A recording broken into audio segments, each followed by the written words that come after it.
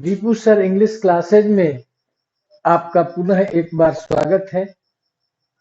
आज के इस वीडियो में हम द स्टोरी ऑफ इंग्लिश के जो तीसरा जो चैप्टर है ओल्ड इंग्लिश, उसका पार्ट 2 लेकर के आए हैं। जो पार्ट 2 में जो भी मेन इंफॉर्मेशन है इस चैप्टर का, उसको हम बताने का प्रयास करेंगे। आप ध्यान देंगे इस पर, उसमें पॉइंट को समझना जरूरी है। तो सबसे पहला पॉइंट है इसमें कि the writing method of old English was unique alphabet. जो ओल्ड इंग्लिश का जो राइटिंग मेथड था वह था आपका यूनिक अल्फाबेट।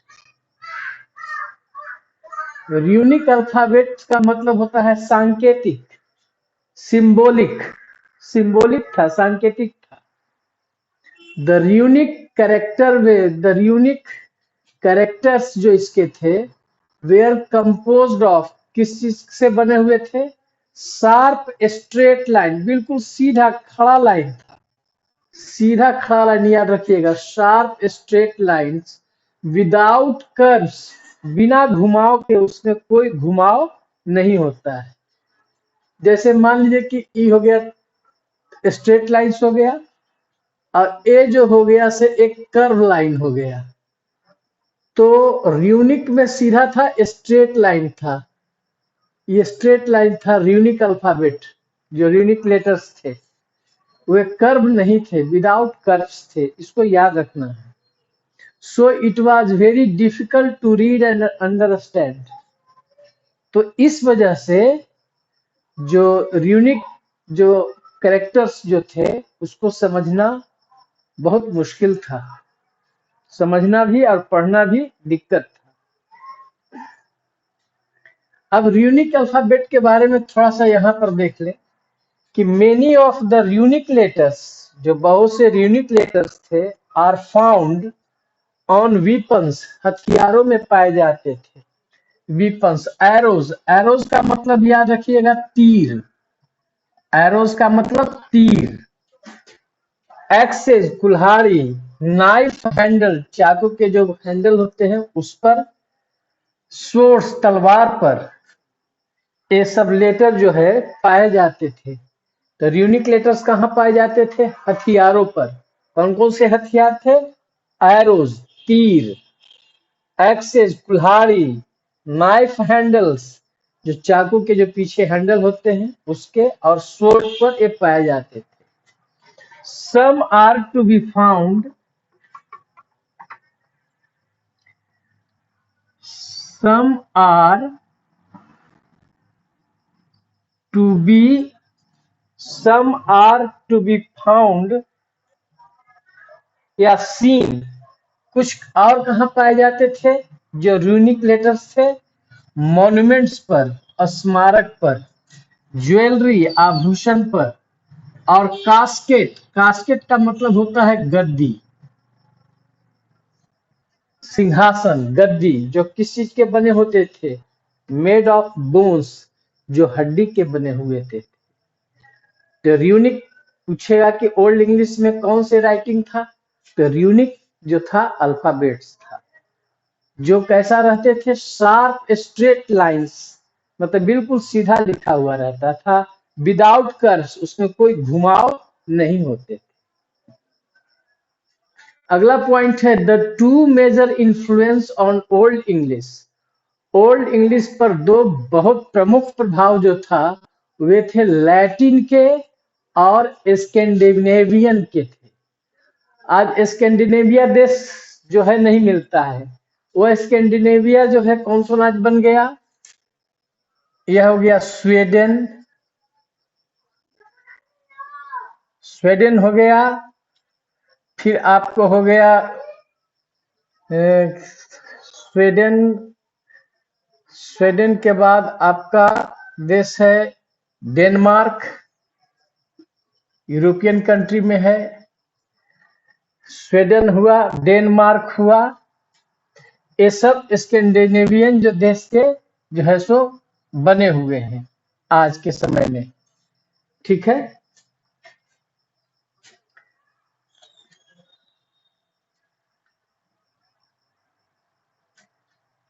तो जो दो मेजर इन्फ्लुएंस ओल्ड इंग्लिश पर किसका था? दो भाषा का, लैटिन का और स्कैंडिनेवियन था। इसको याद रखना है। तो स्कैंडिनेवियन देश में स्वीडन आते हैं, नॉर्वे, एक नॉर्वे आते हैं, नॉर्वे और डेनमार्क, ये देश आते हैं आपको स्कैंडिनेवियन में। देयर देयर फोर मॉन्स्क्रिप्ट, एक क्वेश्चन पूछेगा कि ओल्ड इंग्लिश पर दो बहुत बड़ा प्रभाव किस किस भाषा का था? तो लैटिन का और स्कैंडिनेवियन का। देयर वेयर फोर मॉन्स्क्रिप्ट्स, हस्तलिखित, हाथ से लिखा हुआ, उसको पांडुलिपि भी कह सकते हैं। 4 मॉन्स्क्रिप्ट थे, हस्तलिखित पांडुलिपि किताब थी ओल्ड इंग्लिश में। ओल्ड इंग्लिश में 4 मॉन्स्क्रिप्ट कौन कौन थे? Beowulf, the Junius, the Exeter book और द वर्सिली बुक। इसको ध्यान रखेंगे। मॉन्स्क्रिप्ट जो हाथ से लिखा गया था ओल्ड इंग्लिश में। यह इंपॉर्टेंट क्वेश्चन है। अगला point, the era of king Alfred, जो किंग अल्फ्रेड का जो एरा है, युग है, वाज द गोल्डन पीरियड। यह बहुत गोल्डन पीरियड इसको माना जाता है इंग्लिश लिटरेचर के लिए। यह बहुत इंपॉर्टेंट क्वेश्चन है, इसको ध्यान रखें। ही, वे क्या थे? ही वाज ए स्कॉलर, वे एक स्कॉलर थे, विद्वान आदमी थे। सोल्जर, सैनिक थे। लॉ गिवर, लॉ देने वाले, कानून देने वाले भी थे। और रूलर, शासक भी थे। तो जो व्यक्ति इस तरह का होगा, स्कॉलर होगा, सोल्जर होगा, लॉ गिवर होगा और रूलर होगा, तो निश्चित रूप से वह पीरियड गोल्डन पीरियड होगा ही। अनुशासित होगा, ज्ञान है ही, शासन करने का तरीका भी है। तो वह पीरियड जो है ओल्ड इंग्लिश का गोल्डन पीरियड माना जाता है। किनका? किंग अल्फ्रेड का। ही ब्रॉट इन, उन्होंने लाया, टीचर्स को लाया और स्कॉलर्स को लाया। कहां से? फ्रॉम अब्रोड, विदेश से लाया। अर्थात इनको समझ थी कि शिक्षा सबसे प्रमुख चीज है और किसी भी देश की हालात, उसकी आर्थिक स्थिति, उसके राजनीतिक स्थिति को मजबूत बनाया जा सकता है तो विद्वानों के द्वारा ही बनाया जा सकता है। इसलिए उन्होंने शिक्षक को लाया और स्कॉलर्स, विद्वान व्यक्ति को लाया, अब्रोड से, विदेश से लाया। ही हिमसेल्फ सेट आउट, उन्होंने स्वयं तैयारी की। टू ट्रांसलेट, अनुवाद करने का प्रयास किया। Many of the works in Latin, मतलब लैटिन में बहुत से कार्य को शुरू किया। लैटिन से लेकर के into West Saxon, West Saxon आपका जो है सो ओल्ड इंग्लिश का डायलेक्ट है। तो लैटिन में कार्य शुरू किया और लैटिन से लेकर के वेस्ट सेक्शन तक इन्होंने काम किया। इंक्लूडिंग बीट्स हिस्ट्री, उन्होंने बीट्स हिस्ट्री पर भी उन्होंने काम किया था। The most notable work inspired, जो सबसे प्रमुख जो कार्य जो था, जो इनको इंस्पायर किया, प्रेरित किया था, इसके द्वारा? बाय अल्फ्रेड का। जो अल्फ्रेड जो प्रेरित हुए, जो सबसे नोटेबल वर्क था, वह नोटेबल वर्क था द एंग्लो सैक्सन क्रॉनिकल। मतलब द एंग्लो सैक्सन क्रॉनिकल जो है, यह मोस्ट नोटेबल वर्क था जो इंस्पायर किए हुए, अल्फ्रेड उसके द्वारा इंस्पायर हुए, वह चीज थी द एंग्लो सैक्सन क्रॉनिकल। इससे बहुत इंस्पायर हुए थे, प्रेरित हुए थे। Many of the words are still in use, अभी बहुत सारे शब्द जो हैं जो अभी तक यूज में है। आर बोरोड फ्रॉम लैटिन, जो लैटिन से उधार लिए गए। आर रिलेटेड टू रिलीजन, जो लिए गए शब्द लैटिन से, वे शब्द रिलीजन के रूप में, वे रिलीजन से संबंधित शब्द थे। जैसे हेवन मतलब स्वर्ग, हेल नरक, गॉड ईश्वर, गॉस्पेल ईसाई धर्म का विवरण जो दिया जाता है उसको गॉस्पेल कहा जाता है। एस्टर जो है सो क्रिश्चियन धर्म के फेस्टिवल को कहा जाता है। सीन पाप, अल्टर मतलब पूजा वेदी, जहां पर सनातन धर्म में जो पूजा का स्थल जो शुद्ध किया जाता है, लिप करके उसको बनाया जाता है, उसको पूजा वेदी अंग्रेजी में अल्टर कहते हैं। आर्म्स भीख, नन जो क्रिश्चियन धर्म में सिस्टर होती है नन, और प्रिस्ट पुजारी। ये सारे शब्द जो है सो लैटिन भाषा से लिए गए और वे किस चीज से जुड़े हुए थे? रिलीजन से जुड़े हुए थे, धर्म से जुड़े हुए थे। तो बहुत सारे शब्द जो लैटिन से लिए गए वे शुरुआत में धार्मिक शब्द थे। उन धार्मिक शब्दों को इसको ध्यान रखेंगे। अबाउट एडी 600 में मतलब करीब एडी 600 ईस्वी सन में Christianity began to spread, Christianity फैलना शुरू हुआ। किसके आगमन से? रोमन के आगमन से। रोमन 600 साल तक शासन किया था इंग्लैंड पर। तो रोमन के आने के बाद से ही यहाँ पर क्रिश्चियन धर्म का प्रचार होना शुरू हुआ। तो एडी 600 ईस्वी से क्रिश्चियनिटी बिगैन टू स्प्रेड, फैलने लगा in England.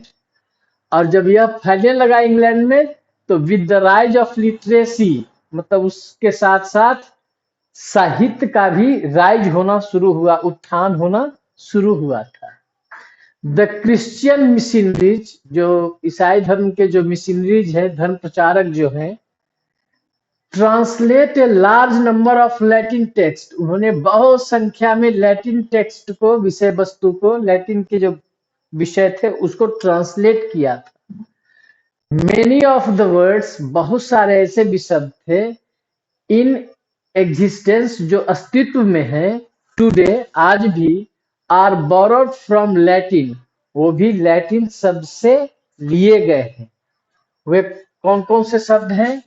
History, grammatical, master, paper, school, verse, candle, tiger, plant. ये सारे शब्द जो हैं आज भी अस्तित्व में है, जो लैटिन भाषा से उसको बोरो किया गया है, लिया गया है। इसका मतलब लैटिन लैंग्वेज जो है उस समय वर्ल्ड लैंग्वेज के रूप में माना जाता था।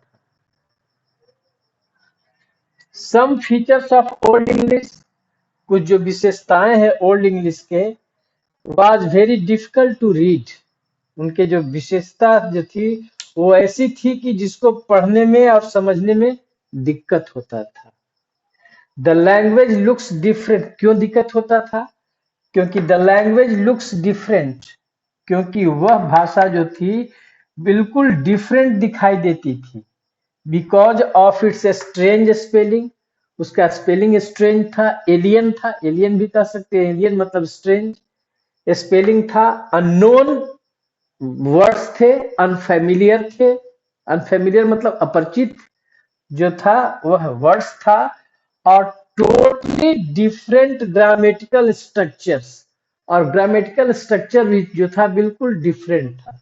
जैसे आज हम कहते हैं कि सब्जेक्ट प्लस V1 या V5 तो तुरंत आप समझ जाते हैं कि यह सिंपल प्रेजेंट का है, लेकिन उस समय ऐसी बात नहीं थी। आकाश जमीन जितना अंतर था उस समय, इंग्लिश स्ट्रक्चर को समझना बहुत मुश्किल था।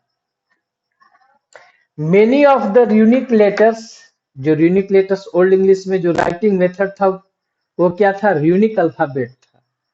तो बहुत सारे यूनिक लेटर्स जो पाए जाते हैं वे कहाँ पाए जाते हैं, कहाँ मिलते थे? ओल्ड इंग्लिश में वीपन में, हथियारों पर मिलते थे। वो हथियार थे आर्म्स, तीर पर था, एक्सेज कुल्हाड़ी पर था, हैंड नाइफ चाकू के पीछे जो डंठल होते, पीछे जो हैंडल होते हैं उस पर मिलता था, शोर्ड तलवार पर मिलता था। Some are to be seen, और कुछ और कहाँ देखे जाते थे? इन मॉन्यूमेंट, स्मारक में, तो यूनिक अल्फाबेट का जिक्र मिलता है स्मारक में। ज्वेलरी, आभूषण पर भी मिलते हैं। एंड कास्केट, गद्दी पर, वह गद्दी बने होते थे मेड ऑफ बोन्स, हड्डी के बने हुए जो कास्केट थे, गद्दी था, उस पर भी जो है यूनिक अल्फाबेट जो है, यूनिक के लेटर जो है उस पर मिलते हैं। आशा करते हैं कि यह आपका पार्ट 2 जो है, थोड़ा सा लंबा चैप्टर है ओल्ड इंग्लिश, ये आपको पसंद आया होगा। इसको 1-2 बार देखने का प्रयास कीजिएगा। फिर अगली बार जो है हम पार्ट 3 लेकर करके, ओल्ड इंग्लिश का पार्ट 3 लेकर के फिर अगले वीडियो में हम आएंगे। अच्छा लगे तो कृपया इसको लाइक कीजिए, सब्सक्राइब कीजिए और शेयर कीजिए। धन्यवाद।